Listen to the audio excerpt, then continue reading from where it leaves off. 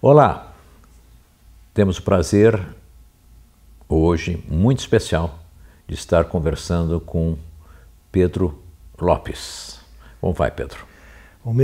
Tudo bem? Uma boa tarde. É um prazer muito grande estar aqui, poder participar do seu programa. Eu me sinto honrado com isso. Nós que somos amigos há meio século. Meio século, Pedro. Nos reencontramos nos últimos 3 anos, nos falamos. Exatamente. Então eu fico muito feliz de poder estar aqui compartilhando com você dessa experiências semelhantes que nós vivemos há 40, 50 anos atrás, quando eu me lembro até que você me fez uma gentileza, um favor que eu não me esqueço, e essa é uma grande dívida que eu tenho. Você que me lembrou disso outro dia, não me lembrava desse episódio.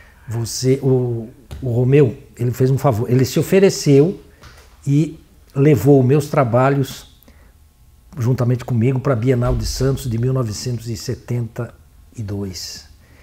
E foi uma viagem muito boa, nós fomos conversando. Eu me lembro até que depois ele me emprestou um livro do Humberto Eco, chamado...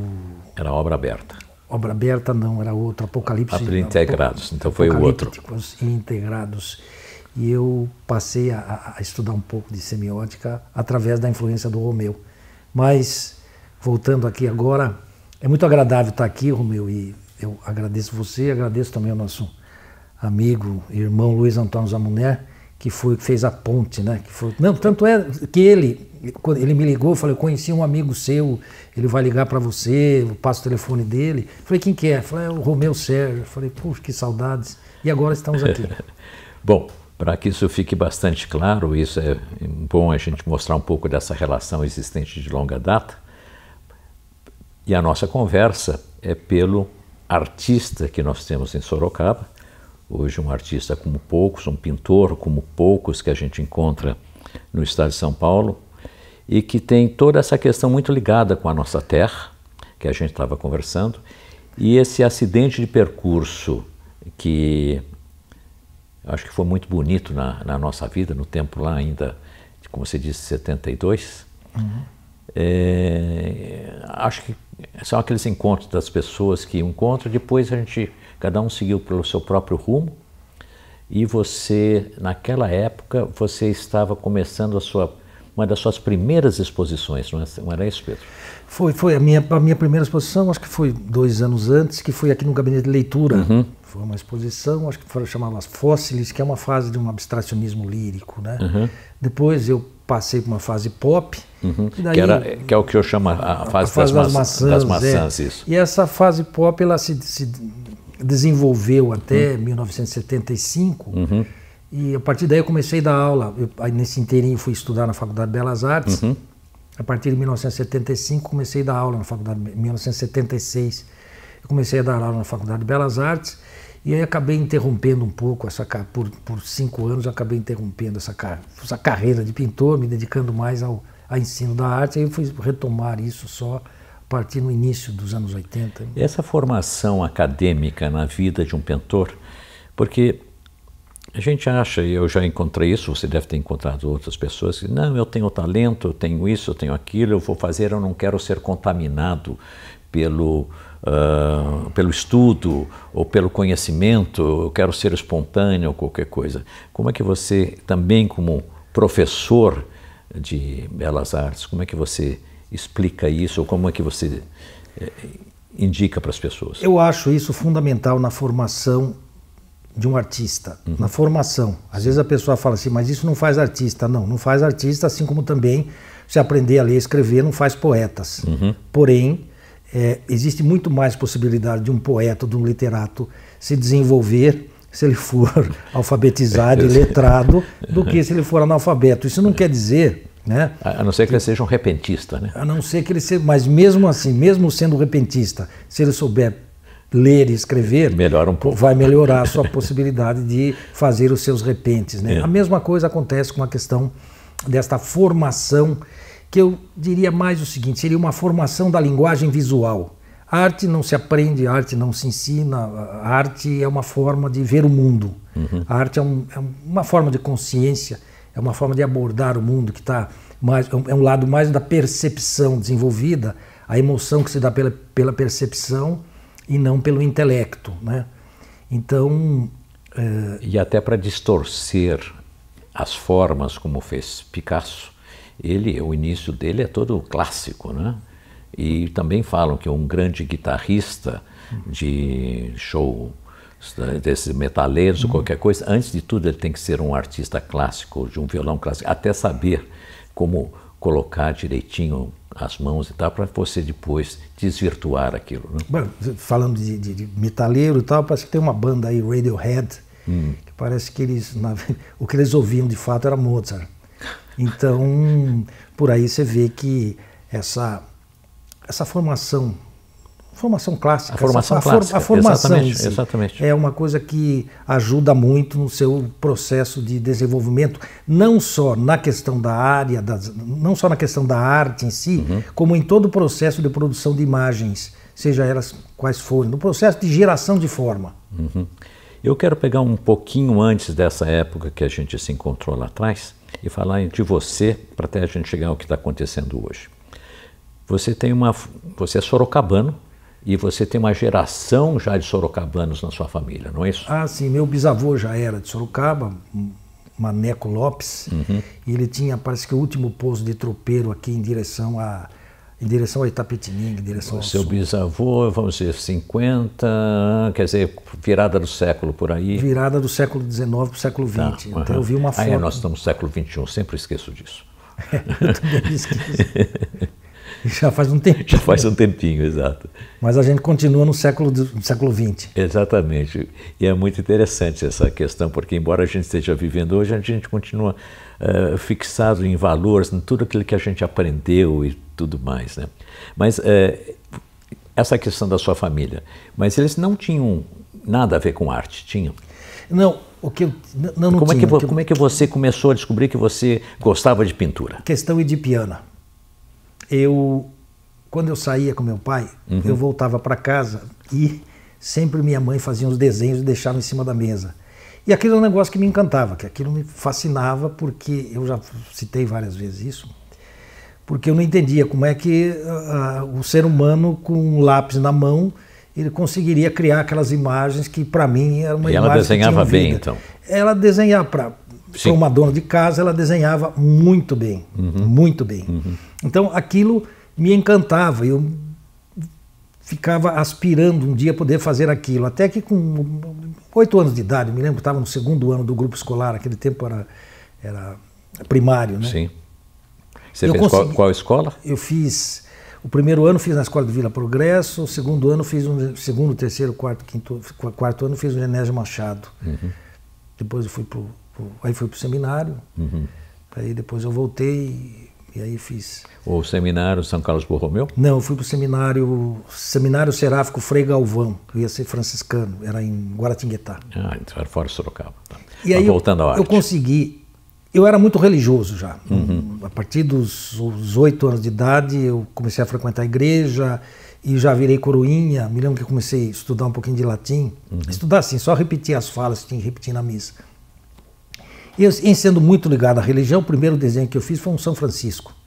E o desenho que eu fiz, não, o desenho que me agradou, o desenho que eu olhei e senti, falei, bom, isso é uma coisa que está à altura dos desenhos que a minha mãe faz. É um desenho que já quer dizer alguma coisa para mim. E era um São Francisco. E às vezes eu começo a brincar que mais parecia uma bengala, entendeu? Mas eu falo, bom, naquela época eu já era contemporâneo, né? E a partir daí eu comecei a desenhar, depois... Aí eu resolvi ir para o seminário. Só que antes, andava com os frades, né, com os franciscanos, com o Frei Cuniberto, o Frei Pedro de Alcântara, eles iam para Soiaba e nós íamos com ele, vários coroinhas iam com ele, numa Kombi de 1951, 1950. E a estrada era uma estrada de mão única, era. Quer dizer, ir de volta ali, Raposo Tavares. E a gente... E um dia ele parou numa loja de quadros que eu nunca tinha visto na vida, nunca tinha visto uma pintura na vida. Era a loja do Ludovico Proasca. Ficava ali na Rua da Penha, esquina com Arthur Gomes. O Ludovico morava lá e tinha uma loja de molduras, de telas, material de pintura. E eu fiquei fascinado com aquilo, fiquei encantado com aquilo. E eu passei um tempo juntando dinheiro. Eu me lembro, juntei 1.900 cruzeiros. E no dia que eu fui para o seminário, de manhã, eu fui até a Rua da Penha, comprei essa caixa de tinta a óleo. Falei, bom, vou para o seminário, vou ser um frei, mas vou ser um pintor. E era caro esses R$1.900, essa caixa, esses pincéis ou as tintas? Para mim, era aquilo que eu tinha conseguido economizar até aquele momento com o dinheiro que eu ganhava, né? Sim. Então, aí eu levei, essa caixa de tinta para o seminário e chegou lá e encontrei um frei Cirilo Antônio Lovato, que era um grande pintor. Ele tinha umas coisas expressionistas assim, que era uma coisa muito forte. Eu nem sabia o que era expressionismo, mas quando eu vi aquela pintura, e aí eu comecei a pintar, eu e mais alguns também que desenhavam e tal, começamos a pintar junto com o frei Cirilo Antônio Lovato. E foi aí que eu passei a me desenvolver. Quando eu voltei para Sorocaba, que eu vim de férias, daí não quis mais ir para lá, aí fui estudar pintura com o professor Flávio Gagliardi. Depois passei para outros professores. Ali no fórum? Ali não, o professor Flávio Gagliardi, ele dava aula lá no antigo conservatório. É que eu falo fórum é um fórum antigo. Né? No antigo conservatório. Isso, sim. E ali João ficava, Batista Julião. João Batista Julião, ficava na esquina da Cesário Mota com a Arthur Gomes. Isso. Uhum. E aí eu comecei a ter aula de pintura lá com ele, com a dona Marina, que ao mesmo tempo dava aula de piano. E aí eu comecei a me desenvolver. Depois outros professores, o professor Felipe Atala, que tinha um ateliê lá no Rua da Penha. Depois tive aula... Isso aí nós estamos falando com que idade, mais ou menos? Nós estamos falando em 63, 64... Então você estava com uns 12 anos por aí? Estava com 12, 13 anos. Tá. Uhum. Aí tive aulas um pouco com o professor Ludovico Prohaska, né? Sei. E aí teve uma grande exposição em Sorocaba, que foi patrocinada pelo jornal Cruzeiro do Sul. Foi uma exposição em comemoração ao aniversário da cidade, que foi no Círculo Italiano. E eu tinha pintado algumas cenas de Sorocaba. Eu pintei a estação ferroviária, pintei o Colégio Santa Escolástica, pintei um moinho que tem lá onde é o shopping de Votorantim ali, naquele cruzamento ali embaixo, tem uma queda d'água e tinha uma roda d'água lá, um moinho. E aí eu expus esses trabalhos, e isso fez o maior sucesso, porque eram cenas de Sorocaba, e eu tinha pintado no local isso, né? Não era uma coisa que eu copiei de fotografia, eu fui no local pintar. Inclusive o Colégio Santa Escolástica, quando eu estava pintando, eles estavam começando a derrubar o colégio, que era um prédio barroco, né? Fim de 1700. Então, no quadro tem indícios já do começo da demolição, já estavam tirando... Você tem esse quadro aí? Eu tenho esse quadro. Já tinham tirado uma tábua da porta, eles já tinham tirado, né? Daquelas almofadadas da porta, eles tinham tirado uma tábua, aparece ali um buraco.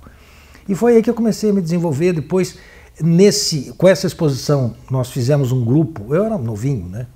Eu, o Toshi, e aí outros, encabeçados pelo Aloysio Vieira. Sim. Foi feito um grupo chamado Clube dos Amigos da Arte, que se dedicava a se encontrar, a pintar... O Aloysio tinha o estilo de pintar Cristos, né? Alguma coisa nesse gênero. Ele né? já pintava a face do Cristo, aproveitando, era uma coisa muito interessante, porque ele pintava sobre madeira. Isso. E ele aproveitava os veios da madeira e ele descobria a face do Cristo. Dava uma textura, né? Isso aí. Descobria o veio, ele descobria a face do Cristo no veio da madeira. Simbolicamente isso é muito interessante, né? E o Toshi já era mais moderno, né? O Toshi já tinha uma tendência mais para a modernidade. Isso. Inclusive ele tinha um desenho absurdo, desenho fantástico, que era a influência conversando com ele, foi que a influência da escrita japonesa, né? Que dava aquela... Eu acho que eu tenho ainda um cartão que ele mandou para o meu pai uma vez, de Natal, qualquer coisa, tá lá nos meus guardados, uma coisa muito bonita isso, eu tenho até hoje isso aí bem guardadinho lá, né? E agora que você falou, que eu me lembrei que eu preciso trazer ele à vida de novo, né? Pois é. E depois, quando é que você começou? Porque para mim, nós nos conhecemos na fase das maçãs, que eu sempre brinco com você sobre isso, e depois você continua a sua vida afora, profissional, e você dá um salto hoje, nós nos reencontramos aqui, na sua grande e recente exposição. Fala um pouquinho sobre ela. Pois é, essa exposição, depois eu fui estudar na Faculdade de Belas Artes, portanto saí de Sorocaba. E daí você ficou professor lá. Isso, nós saímos. Isso. Nós saímos, na época, se lembra que houve um grande êxodo em Sorocaba, todos procurando procurando novos horizontes, novos rumos. Exatamente, porque as faculdades estavam em São Paulo, né? Era para onde a gente ia. Mas eu tinha a ideia de fazer alguma coisa em Sorocaba. Eu tinha uma ideia de que a gente podia transformar Sorocaba numa coisa grandiosa, criar uma monumentalidade na imagem do sorocabano, né? E essa ideia ficou. Eu fiquei alimentando, fiquei ruminando essa ideia, fiquei fermentando essa ideia. E eu volto para cá e quando eu volto para cá, pouco tempo depois, eu participando dos eventos lá da oficina cultural, tempo que o Manuel era o diretor lá, e a gente conversando e tal, e eu convivia muito com o Dr. Zé Carlos Campos Sobrinho, com o Zeca, ia lá muito na casa do Zeca, da Cleide, sim. E conversando. Na época o Zeca estava escrevendo um livro que também enfoca toda a história de Sorocaba, João de Camargo de Sorocaba, sim. Um livro escrito pelo Carlos de Campos, o Zeca e o professor Adolfo Frioli. Isso, que depois eu supostamente teria dado a base para o filme, que não tem nada a ver com o livro, mas... Não, mas ele nasceu junto com o livro. Mas o filme é diferente do livro, é uma outra obra, vamos dizer assim. Mas o início é mesmo, da coisa, a gênese, eu encontrei com o Paulo Betti, estava o Carlos da Carlinhos da Padaria Real, e nós saímos e o Paulo Betti falou: pô, Pedrão, vou fazer um filme, mas primeiro eu queria escrever um livro e tal. E eu sugeri, falei: olha, tem alguém aqui que é fantástico para escrever esse livro, que é o Zeca. Falei: pô, o psicólogo, o psiquiatra, o psicanalista. Eu falei: ele é médico, mas ele conhece a história profundamente, ele tem uma escrita muito boa. E foi a partir daí que eles entraram em contato e começaram a escrever o livro. Eu participei desde o fim do primeiro capítulo, o Zeca passava, a gente discutia não, porque eu só lia e eu sempre achei muito bom aquele livro e acompanhei então. E ao acompanhar a história do livro surgiu a ideia, eu falei: bom, eu posso pintar a história de Sorocaba. E surgiu um questionamento que era o seguinte: como é que alguém hoje, um cineasta contemporâneo, um cineasta de hoje, pode fazer um cinema contemporâneo usando como argumento uma história antiga, história clássica, história da Renascença, história do período barroco, e por que um pintor não pode fazer isso? Eu falei: eu vou usar isso aí, vou pintar a história de Sorocaba, e para que não seja simplesmente uma ilustração de um fato histórico, eu vou fazer uma ponte com a arte, eu vou fazer uma ponte com a história da arte. E passei a pintar cada quadro fazendo uma referência ao estilo de arte vigente no momento que estava acontecendo o fato histórico. Então, por exemplo, as primeiras notícias da região acontecem no período do maneirismo. Então, esse quadro vai ser pintado usando como referência o período maneirista, a fundação de Sorocaba, né? Terceiro painel. Ela vai acontecer, a data especificada foi 1654, isso. Bem mesmo porque em 28 de novembro de 1654 aparece pela primeira vez a palavra Sorocaba no testamento de Dona Isabel do Proença. Isso se dá quando? Se dá no auge do barroco. Então, esse painel ele é pintado, eu estudei o estilo do barroco e pintei o painel. O que é interessante que você está contando, quer dizer, não se trata simplesmente de uma inspiração que eu vou fazer um quadro, ele tem um embasamento histórico, né? Tem um estudo, tem uma pesquisa histórica, não só no cuidado com os fatos, mas também com o cuidado do estilo existente, e aí entra o professor, né? Quer dizer, o que eu pensei foi o seguinte: eu criei uma imagem, criei uma fantasia para mim, como se eu falasse: bom, eu estou passando pelo exame de qualificação, pelo TCC, pela defesa de tese da Academia Imperial de Belas Artes. Vamos ver se eu consigo passar ou não. Eu pus isso na cabeça. Né? Em sendo um artista contemporâneo, isso seria uma contradição, isso seria um paradoxo. E aí eu desenvolvi, eu já começava a imaginar uma coisa muito interessante, porque no momento em que chega a modernidade, chega o bonde, chega a luz elétrica, o primeiro automóvel, o assassinato do Dr. Braguinha, a primeira greve com os 3 mártires da greve, o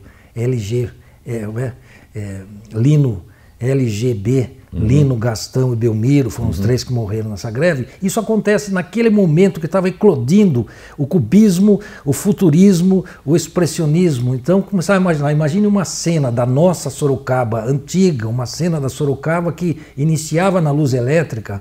Imagine essa cena com a configuração futurista do Boccioni, com reflexos cubistas de Braque, de Picasso, com laivos expressionistas, dos expressionistas alemães.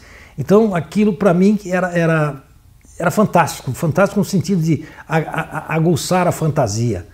Então eu desenvolvi todos os Você acha que o pessoal que vê essa sua coleção, vê essa sua exposição, como eu estive vendo lá, muitos outros, eu acho que muitos de vocês devem ter visto, consegue perceber toda essa história contida nele, Pedro? Olha, eles conseguem perceber, eles conseguem, eu vi a gente foi lá, fez várias visitas guiadas, e uma visita que foi muito interessante foi com os pedreiros, os operários que estão trabalhando na restauração do prédio para que se tornar o espaço todo se tornar um museu.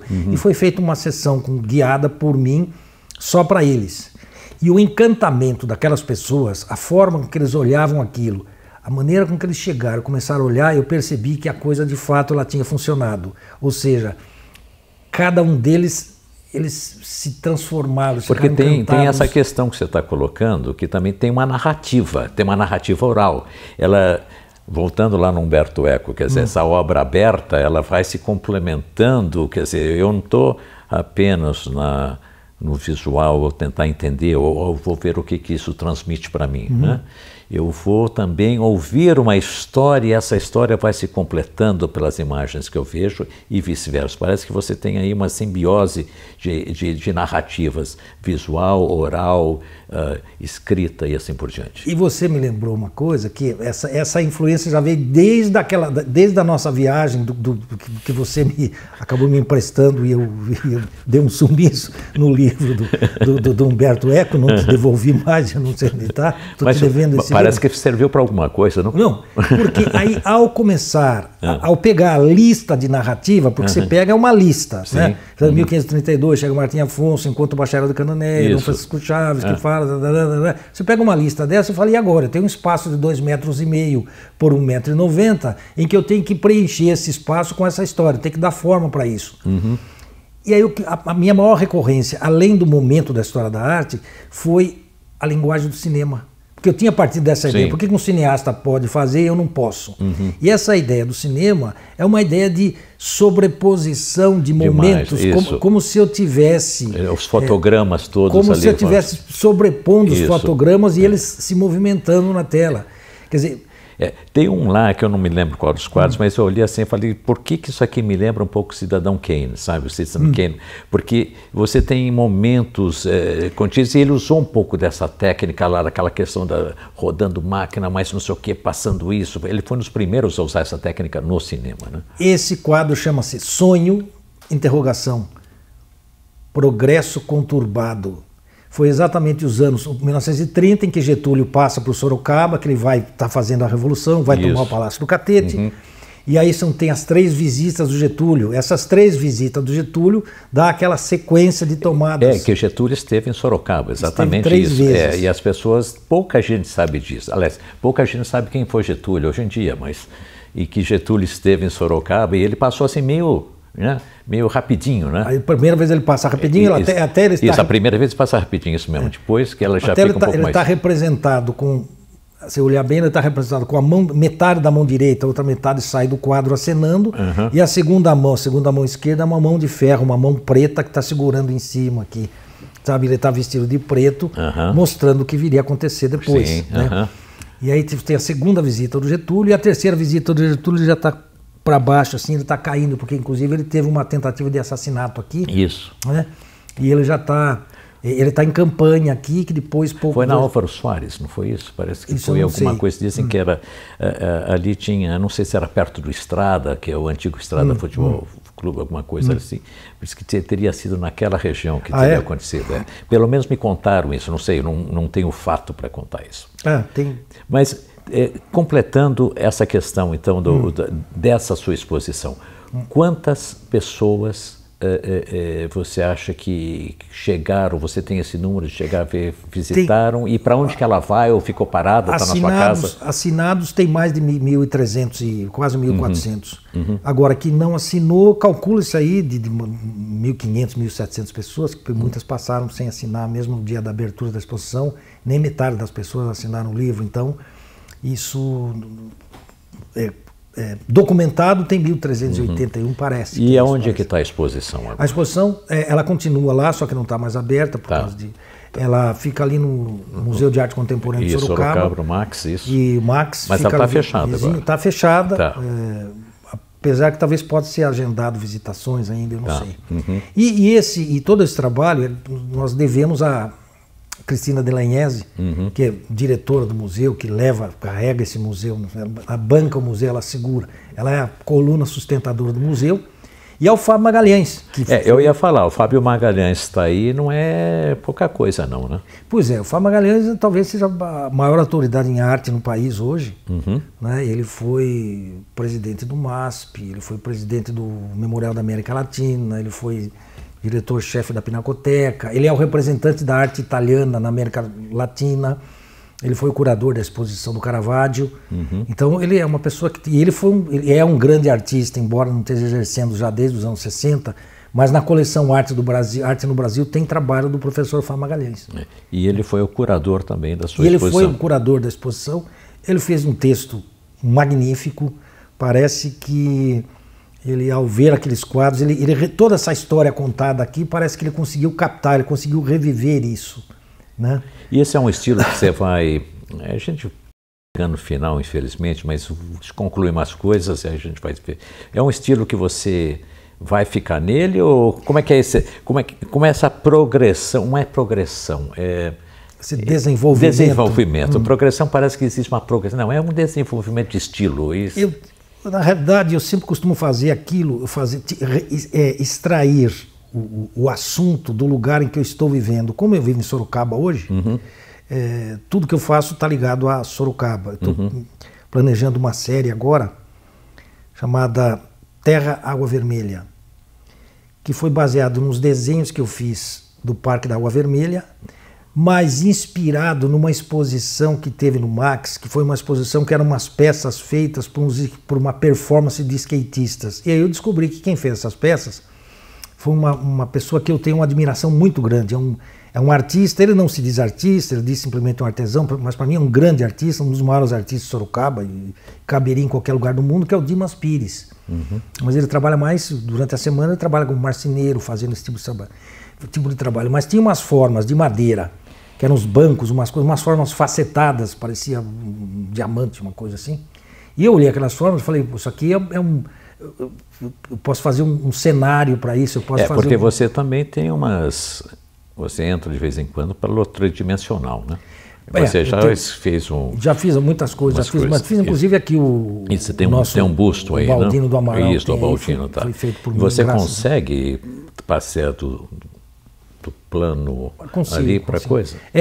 Mas eu estou fazendo uma série de pinturas... Não, eu sei que você consegue, eu quero entender como é que você consegue fazer isso. Como é que eu consigo? E passar para o tridimensional. É como se você pegasse a forma bidimensional e movimentasse. Sim, mas como é que faz isso? Eu sei que esse é o segredo que a gente nasce, mas sei lá... Isso é fazendo, você imagina, tem uma forma aqui, daí você faz outra aqui, outra aqui, outra ali, simples outra assim, entendi. Tá, muito simples. Você vai articulando no espaço como que articula no plano. Tá. E o cineasta faz isso e põe mais uma coisa, o cineasta, que é o tempo. Mas o cineasta continua sendo bidimensional. Sim, mas ele cria Ele é mais ilusão. rico, porque é cinético, e você tem o som, e tem as cores e tal. Então, mas essa questão de você trazer do bidimensional para o tridimensional e até a questão do tato é outra história.